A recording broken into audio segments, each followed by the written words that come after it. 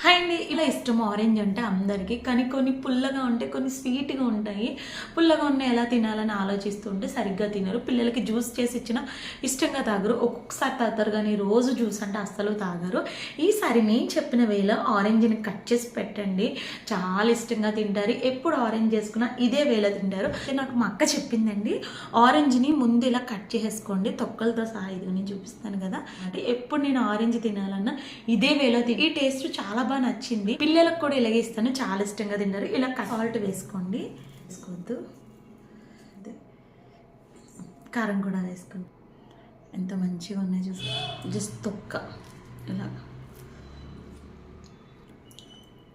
Taste అయితే చాలా బాగుందండి. నచ్చితే ట్రై చేయండి. అమ్మితే కొనుక్కుని మరీ తినేవాళ్ళం. ఆ రోజులు గుర్తొస్తున్నాయి నాకు. మీలో ఎంతమంది ఇలా తిన్నారో కింద కామెంట్ సెక్షన్లో కామెంట్ చేయండి.